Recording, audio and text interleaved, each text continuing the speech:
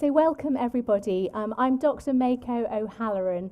I teach Romantic literature here at Newcastle University. And before I introduce our speaker for this evening, I have a little bit of housekeeping to do, which I feel that Austen would approve of. So please can we ask that you keep your phones on silent. We're not expecting a fire alarm, so if the alarm sounds, please do follow the instructions of our event stewards and make your way out of the building to the car park.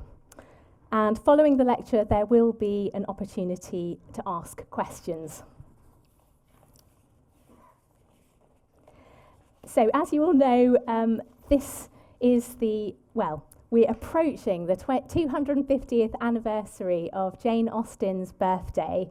And to celebrate this occasion, it's my very great pleasure and privilege to introduce Fiona Stafford, who is Professor of English Language and Literature at Oxford University. Fiona is an expert in Romantic literature, but as she puts it, while her work is rooted in the Romantic period, it has always branched out in various directions.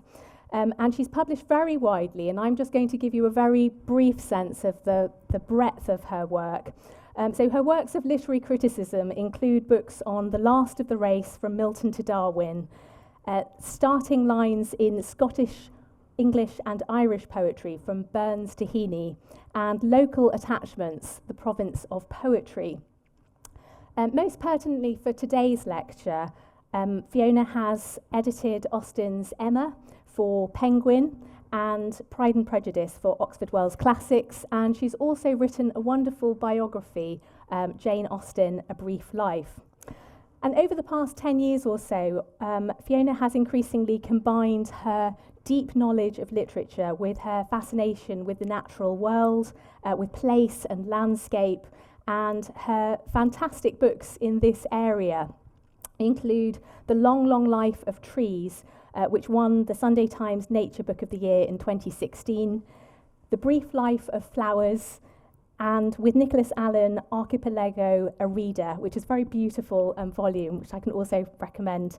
And most recently, Time and Tide, The Long, Long Life of Landscape, which was published last year. You will have heard Fiona speaking on Radio 3 and Radio 4. She did a beautiful essay on the meaning of trees for Radio 3, and also her brilliant radio documentaries, for example, Keats Goes North for Radio 3.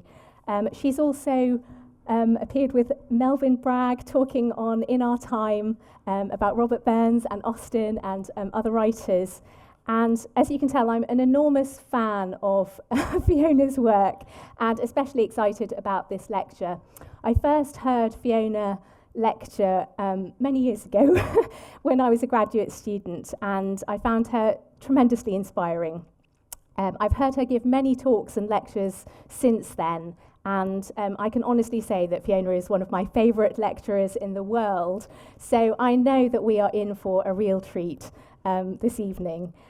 Please join me in welcoming Fiona Stafford.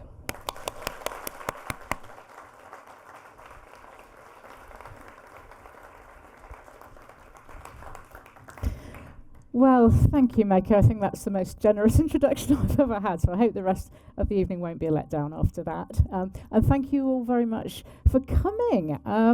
We all want to celebrate Jane's 250th in a couple of weeks' time. So my title, What Are Books For?, probably seems a really odd question to be posing at a celebration of Jane Austen, because you wouldn't really be here tonight if you didn't have some interest in books. But it's a question people have been asking for a long time and answering, if I can make this work. Okay, there we are. So people have been thinking about the purpose of books, the purpose of reading, going right back to classical times. And today we have all sorts of people doing quite unexpected things with books. This is Tom Phillips's The Humorment, which some of you might be familiar with, a contemporary artist who bought a book and instead of reading the book, uses it to create new art, takes pages, takes lines, takes words, turns it into something new. And you may be familiar with a host of other creative activities involving books. In 2025, 250 years after Jane Austen was born, we're in the grip of an electronic revolution, which has led some to declare the end of the book, at least as a physical object to be read. So you might say that the question of what are books for is no longer very easy to answer. Books aren't the only way of telling a story or sharing news. So the value of books may no longer seem self-evident. You might say that. But it's also worth knowing that the purpose of books has always been up for debate. If we think about those quotations I put up at the beginning, there wouldn't be quite so many famous justifications for reading if it had always been obvious that it was good and that anyone agreed. You wouldn't have to say a room without books is like a body without a soul if everybody thought that was self-evident. So there's always been an element of defensiveness about writers and their work. And for a woman novelist, in a period where novels were relatively new and a deeply suspect medium, banned in many households, especially households with daughters, the question of what books are for was a very real and urgent one. Jane Austen, as I'm sure you know, published anonymously, keeping her authorship secret from everyone except the family. So we can see a degree of embarrassment about writing and publishing, even in, someone who's arguably our greatest woman novelist.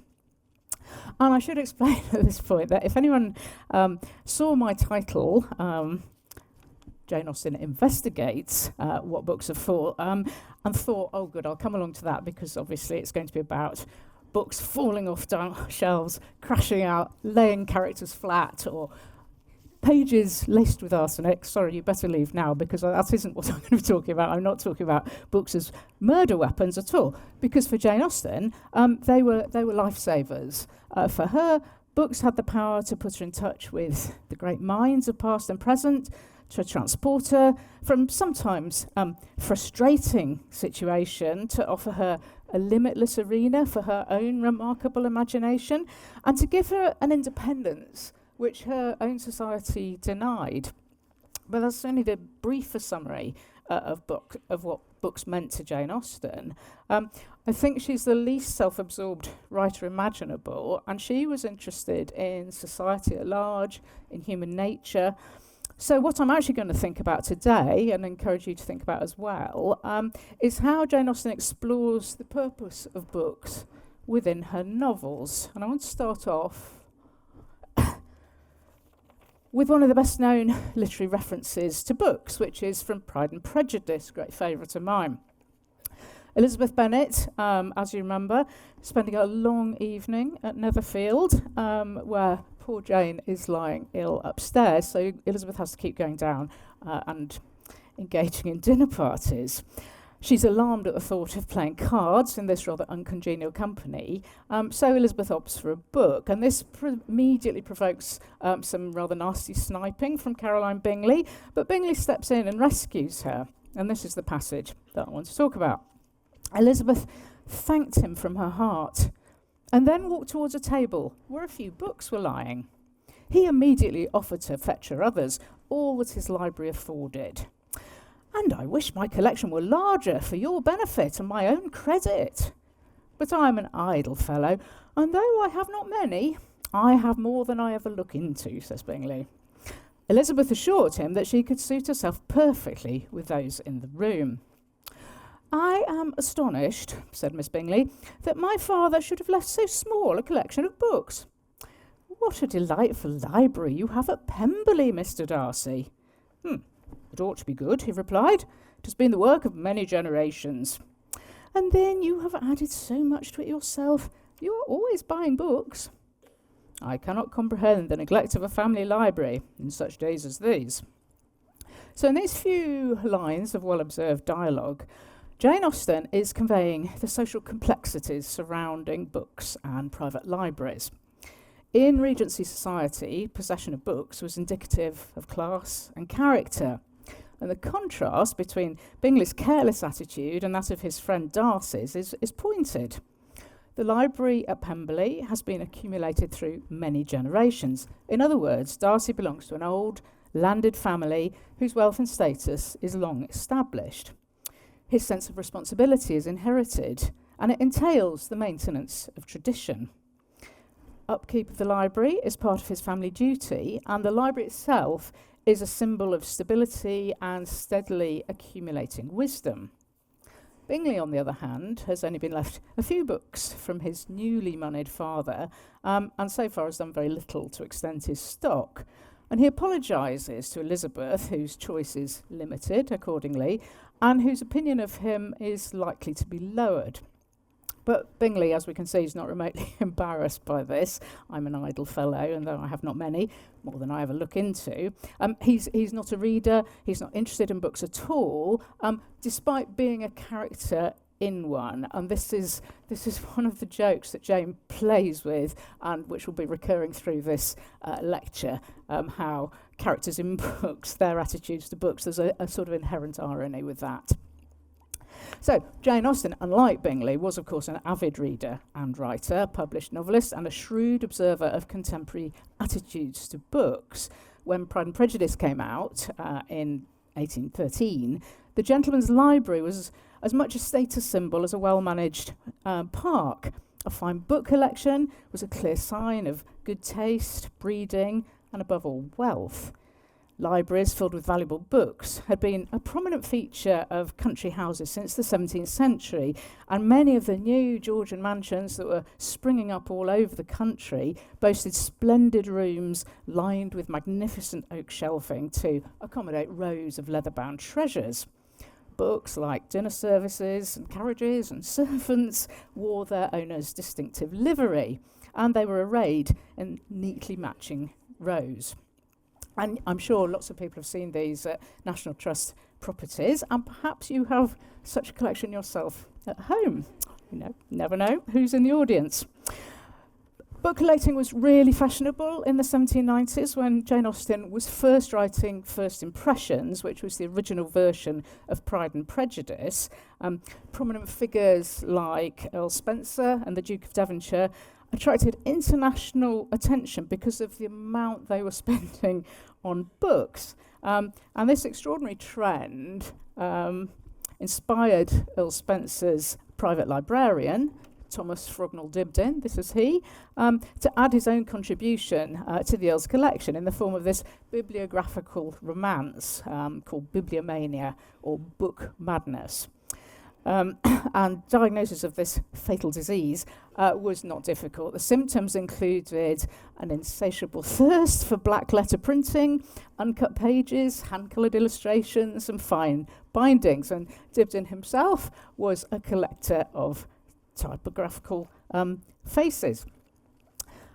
This obsession with book buying continued to grip Britain in the early 19th century, partly fueled by the sudden availability of treasures from deposed French aristocrats. Anxieties about safe investments, let me move on, the sort of thing people were keen to have in their collections.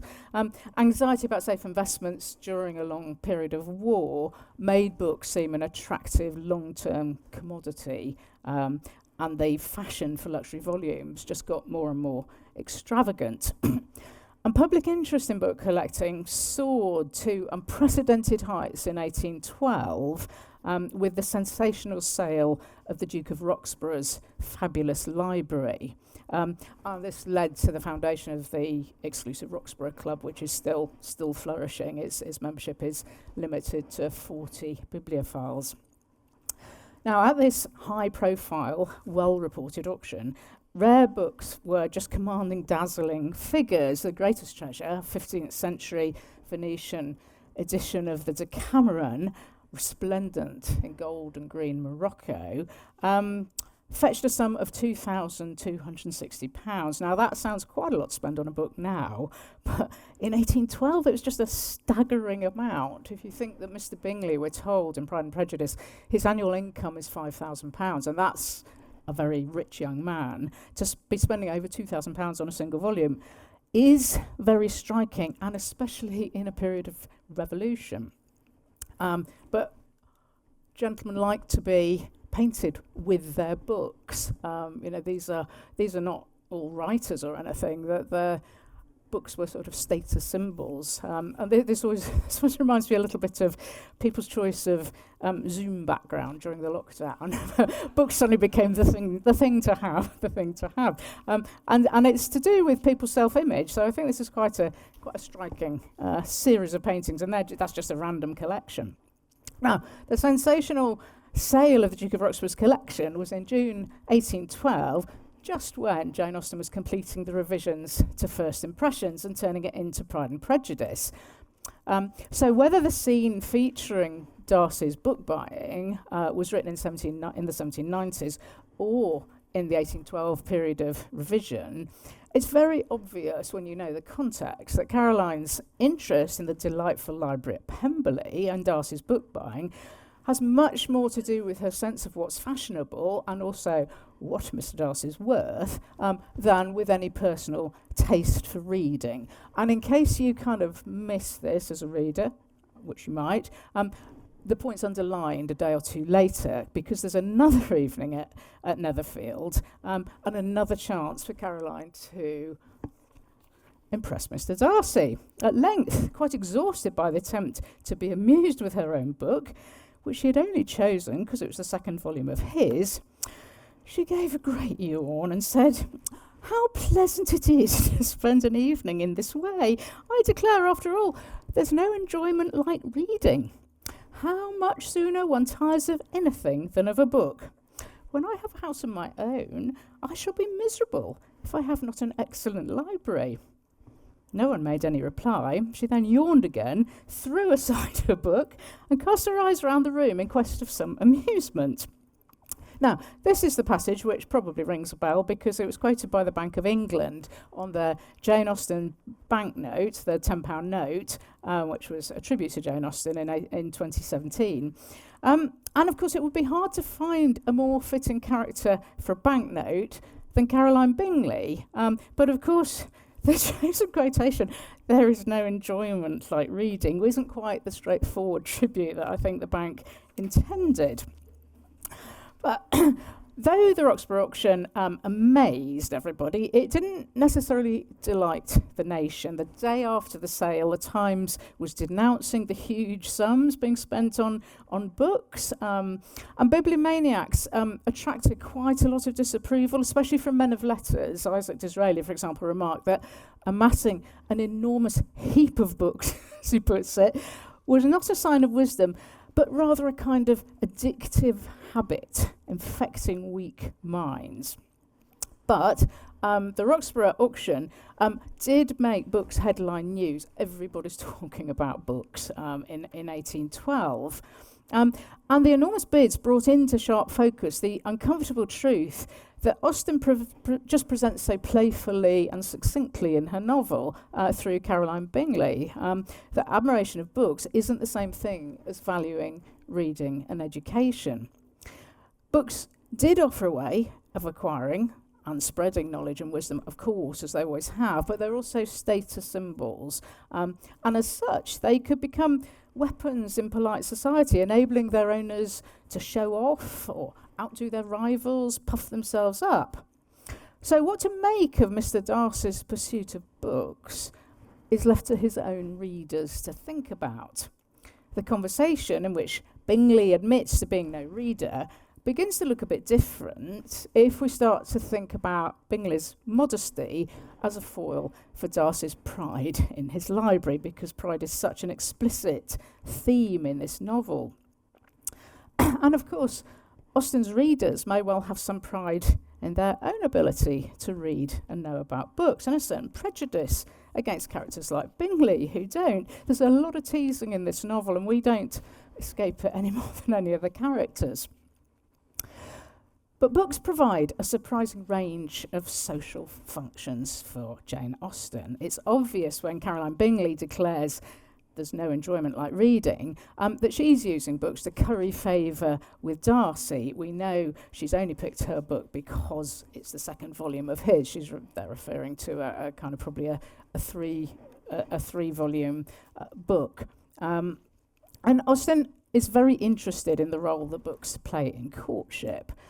Early in Sense and Sensibility, Marianne Dashwood employs books as a way of assessing compatibility. Of course, there's no dating apps at this period, so books for Marianne, as a teenage girl, have this special dimension. So here she is, imagining her ideal partner after having spent an evening listening to Edward Ferrars reading Cooper aloud. Cooper was a contemporary poet, much beloved of Marianne Dashwood, and a great favourite of Jane Austen, and it's worth being aware of that, I think. Now, this is what Marianne says to her mum the next day. I could not be happy with a man whose taste did not in every point coincide with my own. He must enter into all my feelings. The same books, the same music must charm us both. Oh, mamma, how spiritless, how tame was Edward's manner in reading to us last night. I felt for my sister most severely. Yet she bore it with so much composure, she seemed scarcely to notice it. I could hardly keep my seat to hear those beautiful lines which have frequently almost driven me wild, pronounced with such impenetrable calmness, such dreadful indifference. He would certainly have done more justice to simple and elegant prose. I thought so at the time, but you would give him Cooper. Nay, mamma, if he's not to be animated by Cooper. But we must allow for difference of taste. Eleanor has not my feelings, and therefore she may overlook it. Be happy with him. Oh, but it would have broke my heart, had I loved him, to hear him read with so little sensibility. Mamma, the more I know of the world, the more am I convinced that I shall never see a man whom I can really love. Now, this is comical, of course, but perhaps we are left wondering whether Edward Ferrars is somehow lacking in passion, or whether perhaps he's just not very interested in poetry. It's left open. Now, this is in marked contrast with Willoughby, who appears a few chapters later and literally sweeps Marianne off her feet. This is Marianne and Willoughby. They speedily discovered that their enjoyment of dancing and music was mutual, that it arose from a general conformity of judgment in all that related to either. Encouraged by this to a further examination of his opinions, she proceeded to question him on the subject of books. Her favourite authors were brought forward and dwelt upon with so rapturous a delight that any young man of 25 must have been insensible indeed not to become an immediate convert to the excellence of such works, however disregarded before. Their taste was strikingly alike. The same books, the same passages were idolised by each, or if any difference appeared, any objection arose, it lasted no longer than till the force of her arguments and the brightness of her eyes could be displayed. He acquiesced in all her decisions, caught all her enthusiasm, and long before his visit concluded, they conversed with the familiarity of a long-established acquaintance. Now, this passage, of course, directly echoes that earlier conversation where Marianne has been talking about how the same books, the same music must charm us both. And it also gives Eleanor a chance to get her own back on her sister. Well, Marianne, said Eleanor, as soon as he had left them, for one morning I think you've done pretty well. You've already ascertained Mr. Willoughby's opinion in almost every matter of importance. You know what he thinks of Cooper and Scott. You're certain of his estimating their beauties as he ought, and you've received every assurance of his admiring Pope, no more than is proper.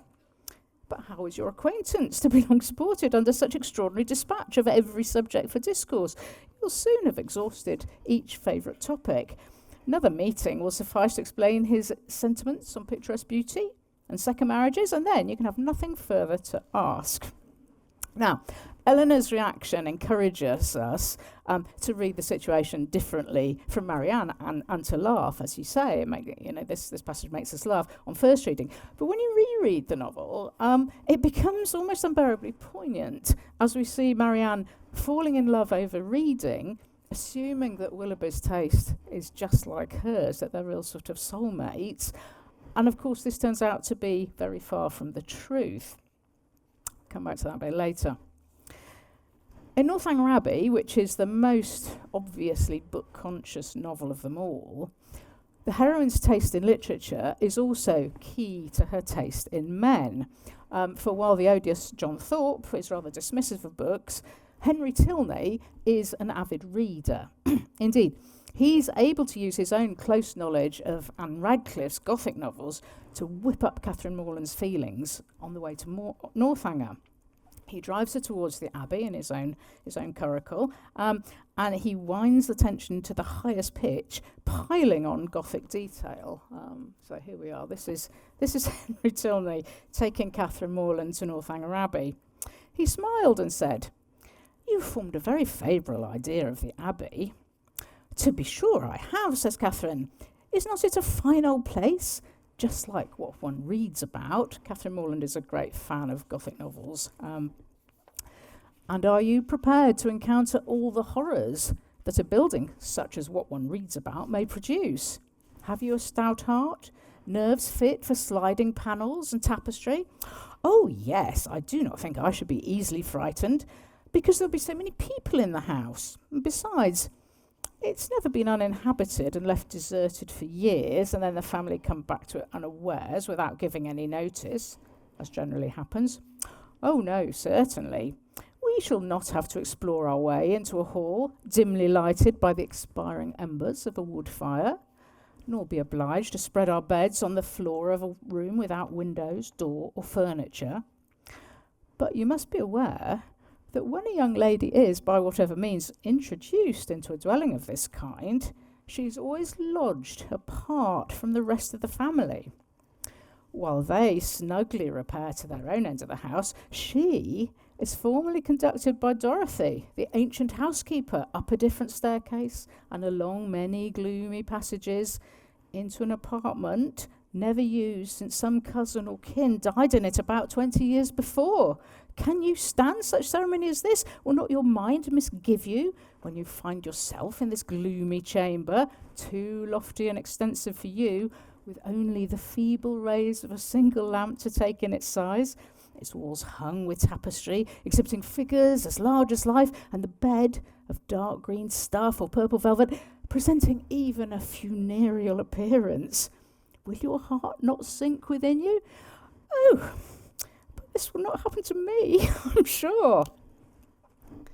So, Catherine's enthralled by Henry's storytelling and his remarkable ability to offer a description of Northanger Abbey worthy of Anne Radcliffe, and indeed very closely modelled on Radcliffe's fiction. If you've read The Italian and Mistress of Udolpho, you can see how Jane Austen is kind of playing with Radcliffe's text.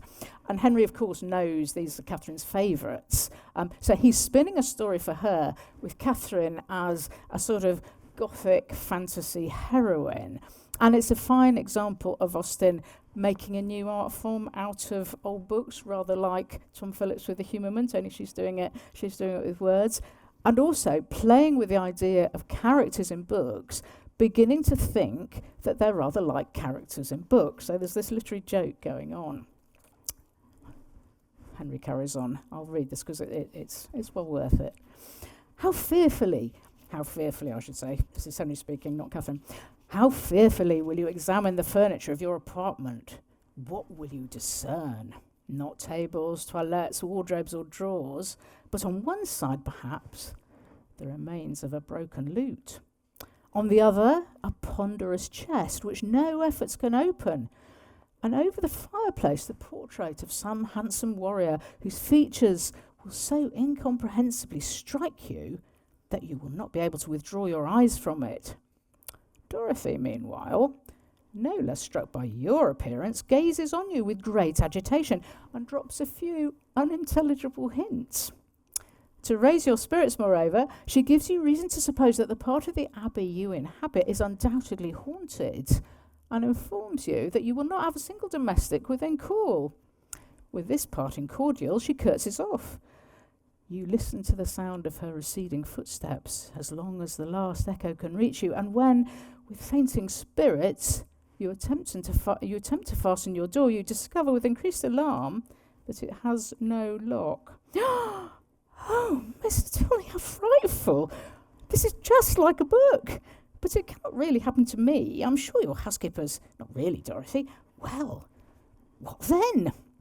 So Catherine's so horrified by what she hears that she just wants to hear a bit more.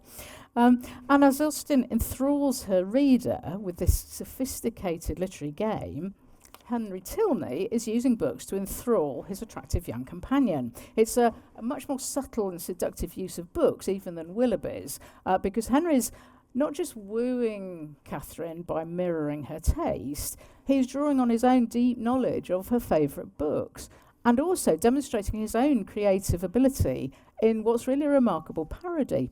Oh, Mr. Tilney, says Catherine, it's just like a book. It is just like a book because of his ability to mimic Anne Radcliffe and also because it is a book. And here we have Jane Austen having her character realising that she feels like a character in a book.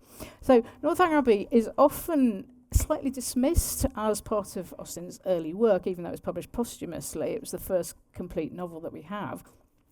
But in fact, I think it's one of her most sophisticated in terms of literary experimentation and play. She's using techniques that we often think of Muriel Spark being very pioneering with when characters realise they're characters in books.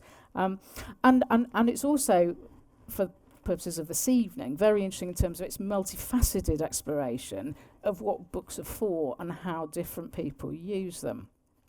And in every novel, Austen investigates the way books bring people together, sometimes leading us to think that there may be a romantic attraction between two people who like the same books, and teasing us with misleading expectations of the plot. In Persuasion, we get this. Captain Benwick arrives quite late in the novel, and he appears to be a possible suitor for Anne Elliot because of his considerable taste in reading. I'm not going to read all of this.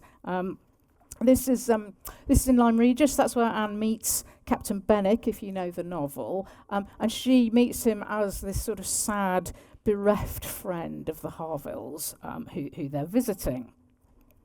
So I'll read you the middle bit of this. Anne had the hope of being of real use to him in some suggestions as to the duty and benefit of struggling against affliction, which had naturally grown out of their conversation. For though shy, he did not seem reserved. It had rather the appearance of feelings glad to burst their usual restraints. Having talked of poetry, the richness of the present age, and gone through a brief comparison of opinion as to the first-rate poets, trying to ascertain whether Marmion or the Lady of the Lake were to be preferred, and how ranked the Gyre and the Bride of Abydos, and moreover, how the Gyre was to be pronounced, he showed himself so intimately acquainted with all the tenderest songs of the one poet and all the impassioned descriptions of hopeless agony of the other, he repeated with such tremulous feeling the various lines which imaged a broken heart or a mind destroyed by wretchedness and looked so entirely as if he meant to be understood, that she ventured to hope he did not always read only poetry, and to say that she thought it was the misfortune of poetry to be seldom safely enjoyed by those who enjoyed it completely, and that the strong feelings which alone could estimate it truly were the very feelings which ought to taste it, but sparingly. I mean, it's a remarkable sentence where Austen is actually conveying an entire long conversation just in one sentence. Now, Benwick's actually very receptive to what Anne's saying, even though he doesn't think that any book could possibly remedy such grief as his. As she goes on, he starts making notes. And again, Austen's playing with her own readers by suggesting Benwick as a possible suitor for Anne, and this is an idea that her characters take up. Charles Musgrave thinks this is possibly what's going on. But as she does this, she's also investigating other ways in which books can be used. Anne Elliot knows Byron and Scott and their poetry of broken hearts very well, but what she recommends to Benwick is a larger allowance of prose in his daily study. Instead of prolonging misery through reading sad songs and stories, Anne recommends moral essays and heroic memoirs, as she puts it, to rouse and fortify the mind. So here are books being invoked as comforters. appealing to some as reflections of their own misery, to others as sources of resilience and ways to combat misery. And in Anne's case, we realise through her conversation with Benwick, that's being reported in that passage, that books have provided both kinds of comfort to her, and she understands it very well after 8 years of solitary brooding over her own broken engagement, which she doesn't tell him about, but as readers of the novel we know. So this role of books as soothing friends is another thing we find running through Austen's novels. And we find it in Mansfield Park. Again, I won't read you the whole passage, but it's there. So if you're interested, you can locate it. Fanny Price finds books essential to her little East room. She's made herself what Jane Austen calls a nest of comforts. It's a refuge from the rest of the house. And it's a nest filled with treasured possessions, her plants, her books, of which she'd been a collector from the first hour of commanding a shilling. Her writing desk and her works of charity and ingenuity were all within her reach. And of course, there's a little joke, although it's again quite a poignant passage with this little girl collecting her books. If we remember that Mansfield Park's written in 1813, here we have a little book collector whose books have only cost her a shilling, as opposed to some of the people of the age. But for Fanny, we see the books are friends and comforters. As a poor relation, a foster child in her cousin's grand mansion, she's been protected by her cousin Edmund, the only one to take a real interest in her. He's a champion, it says in the passage. And most of her books have been chosen by Edmund, and her devotion to him has been nourished by the care he takes with her reading. So Fanny's books are more than favourite texts or educational resources. They're physical objects with deep sentimental value, which some people will understand and other people will think, no, they're just clutter. It's one of these great sort of divides, I think. But for Fanny, they're psychologically protective and essential to her well-being and also to her sense of herself. In Sense and Sensibility, too, books are nesting material for the Dashwood family. When they're deprived of their beloved father and thrown out of their home early in the novel, they find themselves in a new, unwanted situation, a house which they have to make the best of. And again, books are essential. Each of them was busy in arranging their particular concerns and endeavouring, by placing around them books and other possessions, to form themselves a home. If you have the right books, you can build a new nest. They act as protection, memories of better times, and they offer ways of testing strangers, though in Sense and Sensibility, as we know, Jane Austen shows how they can be misused too. So throughout her fiction, she shows books in social situations. They can be a screen to hide behind from a hostile world, or a means to attract attention, a refuge from social hubbub, or a cue for conversation. It's a way to fend off unwelcome encounters or to further a flirtation. Social anxiety can be masked or exposed through the careful deployment of the right volume. But of course, books were also doors to education and mental travelling, especially for those excluded by class or gender from the privileges of wealthy young men. Little Fanny Price arrives at Mansfield Park. It's traumatic, but it also gives her access to books and therefore extensive mental travelling through Sir Thomas's well-stocked library. Poorly educated when she arrives, Fanny becomes quite bookish, and so she develops a way of understanding the world which is very different from her more confident cousins who take their library for granted. Fanny listens to conversations and finds lines of Cooper and Scott coming to mind, whereas many of the characters in Mansfield Park, the young characters, just aren't interested in books at all. And the most obvious example of that is when the Honourable Mr. Yates, who's turning Sir Thomas's private room into the green room for his theatre, heaves Sir Thomas's bookcase out of the way. It's one of these symbolic moments. So with such a huge range of social significance, books are essential to Austen's investigations of human nature and society. If Darcy's concern for the family library at Pemberley in such days as these reflects the anxiety of a period rocked by revolution and warfare, Mr. Bennet's library offers a retreat from paternal responsibility in a family of very lively women. But at the same time, his library is important for his daughters. Pride and Prejudice reveals a serious concern with the education of young women. It's very light and bright and sparkling, as Austen says, but there's lots of serious themes going on as well. His daughters don't have a governess or formal schooling, but they have been encouraged to read. And although Kitty and Lydia haven't shown much inclination for this, Jane and Elizabeth have acquired a very good education. And for Mary, who's described very unkindly as the only plain one in the family, she's determined to be seen as clever and well-read. And Jane Austen herself, who, of course, didn't have access to the advanced education that women today have, she benefited enormously from her own family's book collection and also from the Grand Library at her brother's house in Kent, and also having enlightened parents and brothers who encouraged her to read, which was absolutely not typical in this period for daughters. And once the Austens moved to Bath, her scope for reading widened, as well as her opportunities for observing other people's behaviour among books and libraries. So access to a private library was still dependent on the accidents of birth, on money, class, gender and parental attitudes. But what's also interesting is that books were becoming more widely available than in earlier decades. The circulating library that so delighted the Austen family when it opened in their Hampshire village in 1798 was part of a great expansion of reading and book borrowing in the later 18th century. Cheaper publishing and wide distribution of books transformed Georgian society, and we see a proliferation of private subscription libraries and literary clubs.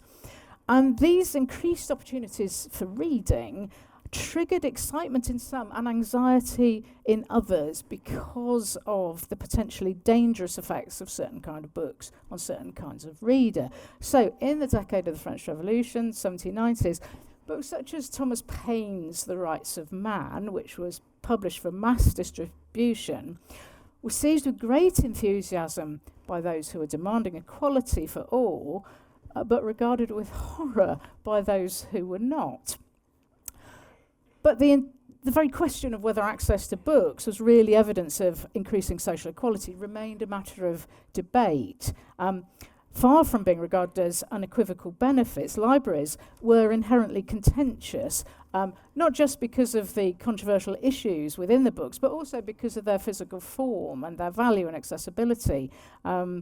The 18th century library could be Mr. Bennet's blessed retreat, his little sort of private garden shed within the house, but they were also Swift's famous battlefield. So books were offering these kind of polarised opportunities. And among the books was specifically mentioned by Fanny, or in Fanny Price's room, is George Crabbe's poetry, which is another of Austen's favourite.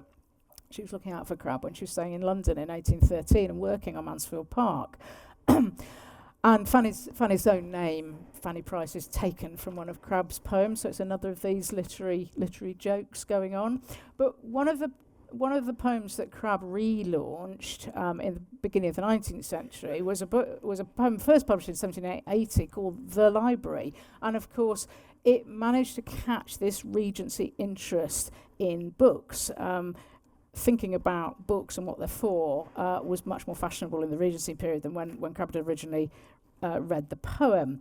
And I think I'm just going to talk a little bit about Crabbe's poem. This is The Library, because he starts off by talking about books as a remedy for depression, very similar to the conversation that Anne Elliot and Benwick have in Persuasion.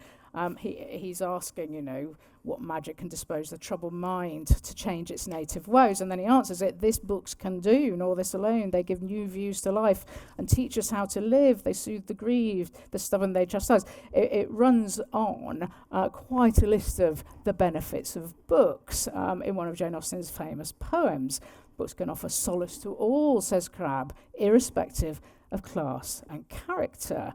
But And this, of course, had a sort of resonance in Jane Austen's day that it wouldn't have had so much in 1781 when it first appeared, when everybody is thinking about the French Revolution, the fate of the French royal family, and the recurrent mental illness of the British King, George III. So the idea of mental health was again a very topical question, and we can see in this very anxious age why books might be very welcome if this is what they did, if they were able to sort of solve and soothe everybody's mental health problems.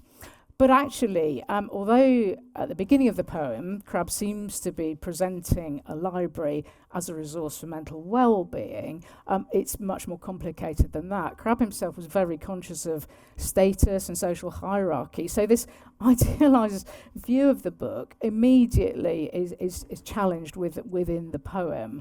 And again, let me see. Yes, here we are. So this is later in the library. Crabbe talking about these books, lo, all in silence, all in order stand, mighty folios first, a lordly band, then quarters, their well-ordered ranks maintain, light octavos fill a spacious plain, and so it goes on until you get down to the last new play and frittered magazine. And then he makes a direct parallel. Thus 'tis in life, where first the proud, the great, in leagued assembly keep their cumbrous state, heavy and huge, they fill the world with dread, much admired but little read. Big books were for big men, and we've already seen that in the paintings. So a small, inexpensive book might reach more readers, but there was this question about whether a cheap, accessible volume would really compete with those vast gold-tooled leather tomes. And I think, again, these points are worth bearing in mind when we're reading Austen's playful depictions of men in books and her own writing coming out in novels which were relatively cheap and throwaway in this period. But as he satirises the social hierarchy, Crabbe's actually also invoking Joseph Addison. Again, I won't read you all of this as time is marching on, but I'll read you a little bit of this. This is Addison in The Spectator, also talking about the way in which authors of big books behave in company, which I think would have amused Jane Austen. I've observed that the author of a folio, those are the enormous books, in all companies and conversations, sets himself above the author of a quarto, which is half the size, and the author of a quarto above the author of an octava, and so on by gradual descent and subordination to an author in the 24s. Those are the really wee books. The distinction so well observed that in an assembly of the learned, I've seen the folio writer place himself in an elbow chair when the author of a duodecimo has, out of just deference to a superior quality, seat himself on a squab. So this is Addison having a lot of fun about the size of books and authors' sense of themselves. And I think Austen probably would have recalled these observations on folios in her rather mischievous creation of Mr. Collins, because among the many errors he commits is pursuing Mr. Bennet, who was most anxious to get rid of him, into the library, and with his unerring instinct for the most expensive object and most irritating conduct, Mr. Collins nominally engaged with one of the largest folios in the collection, but really talking to Mr. Bennet. So Mr. Collins obviously is attracted to large folios. And Addison's remarks on folios are part of a discussion of literary pride and prejudice. And Addison, of course, puts himself as an essayist at the very bottom of the pack, but then he has quite a laugh, because once his essays are collected into a series of bound volumes, he says, after which I naturally jumped over the heads, not only of all pamphleteers, but of every octavo writer in Great Britain who'd only written one book. And so he's making the point that actually how people regard books and where you stand in the literary pecking order has nothing to do with the actual text, what you've written, everything to do with shrewd decisions of publishers.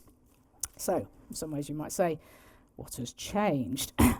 But this sort of 18th century tradition of questioning books and thinking about the practical aspects of books does make a bit of a mockery of the traditional classical ideals of literary immortality, and is posing a really very urgent modern question. What are books for? What's the real purpose of writing? If the ideal writer is not aiming at a lasting monument, Prince Posterity, as Swift calls it, are they writing primarily for contemporary audiences? And this is an especially important question for novelists. But there were many reasons for writing. That old Horatian ideal of writing to teach and delight endured, and in this period, the emphasis on delight becomes an end in itself. Wordsworth said that the sole purpose of poetry is to give pleasure. And it's something Jane Austen understood very well. And I want to just finish with with another not very well-known poem about a book club, about reading. This is Charles Shillitoe's The Country Book Club, which came out in 1788, and it was published by subscription in Essex. And it's interesting because it takes you into a very different sort of library, not the sort of Grand Dome or the Pemberley Library, but the village pub. And Shillitoe creates this sort of warm, welcoming atmosphere and a whole range of village characters, the surgeon, the vicar, the squire, the draper, the bookseller. They all join in the pub, and they read books over a glass of wine. So again, this book club is a kind of refuge, but it's also one where people have lots of arguments. And Shillitoe evokes Swift's Battle of the Books as the members launch their disputes, but the battle just kind of gradually peters out as everybody sinks under the influence of alcohol. And I think the question of the true purpose of books, you can see being summarised by Shillitoe here. Thus, meeting to dispute, to fight, to plead, to smoke, to drink, do anything but read. The club, with staggering steps, yet light of heart, the taste for learning shown, and punch, to part. So for all their differences in rank and opinion, we get a big cross-section of the village. The club members have essential things in common. They have a shared interest in books and gossip. They support a local author. They don't like London critics, you can imagine. And they, of course, have universal admiration for the barmaid.